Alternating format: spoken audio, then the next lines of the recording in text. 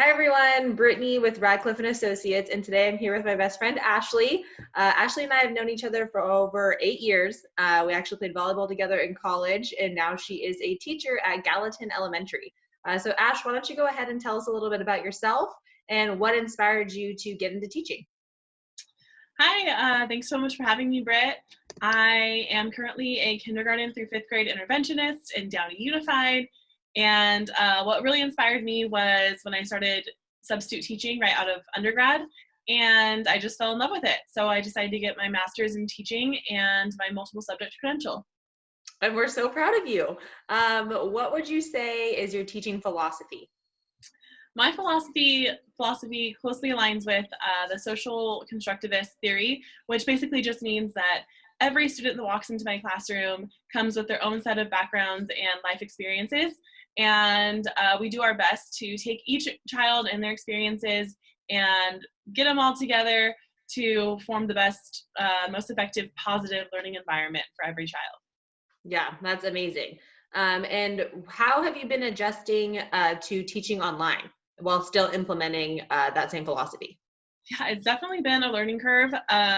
We are just trying to get as many Zoom meetings as possible in so that we can really build that social emotional strength and foundation for each student, and so that they know we're here for them, their classmates are still here for them, and trying to keep some kind of structure to keep it as normal as possible for them right now. Yeah, definitely. And kind of sticking with that theme, I know obviously most of us are all at home right now. How do you keep your students motivated and engaged when they're not physically in a classroom and physically with you? How do you guys do that? Yeah, so one of the most important things in a classroom is building relationships with your students, right? And having those connections so that when something, I mean, no one could predict this would happen, but when something happens, you hopefully have built that connection and those social emotional skills in your classroom to facilitate the best, most effective learning possible. So that's really just what we're trying to do. Our first few Zoom meetings were strictly social emotional, kind of fun. Everyone say hi. Let's talk about what we've been doing to stay busy, maybe show us something that you love. We'll do a little show and tell, and a lot of the kids brought their pets or their siblings in, so really just keeping some kind of structure and family like feel so that they are able to hopefully take the engagement and motivation that they had in the classroom and still apply it with the distance learning.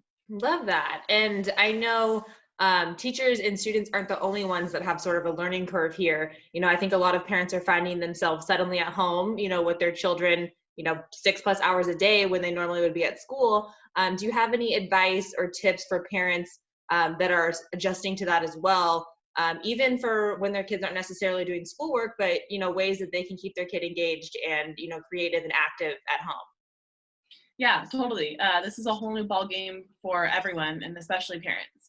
And a lot of parents are still working from home right now. So finding ways for them to be productive while also keeping their children entertained or engaged is really important. There are lots of creative ways that parents can help their students learn and also have fun. I think this is a really awesome time for us to really tap into the students' creativity and interests.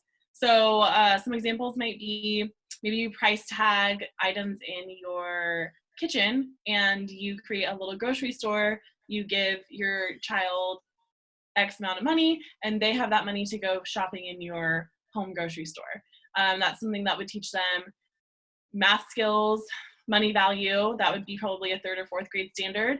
Another thing might be for a fifth grader, you could work on conversions of measurement. So maybe you walk half a mile and then ask them to convert that to inches or centimeters.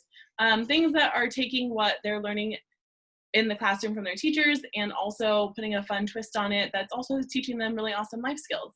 And another thing that I know that parents have trouble with is like the Common Core math.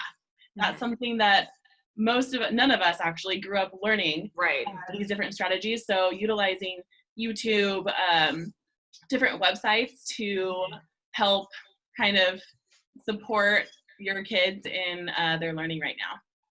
Yeah, no, those are all really great suggestions. And I like how a lot of that, still has the parents involved, and it could be some fun quality time as well. Going out on a walk, you doing those measurement conversions, playing in your kitchen, so those are all really great ideas. And I know that you said you're also offering some online tutoring options for students and parents that are interested in something like that. How would they go around, or how would they go about getting in touch with you? Yeah, totally. If you're interested, you can contact me at asolis@dusd.net, or you can check out my teacher Instagram. It's hey, Hey, _ Miss, MISS, period, Solis. And that would be awesome if you reach out. Awesome. Well, perfect. Thank you again, Ashley, so much for coming on and talking with us today. We appreciate what you teachers do. So thank you, and stay safe and healthy, and I will see you soon. All right, thanks. Have a good one. Bye. Bye.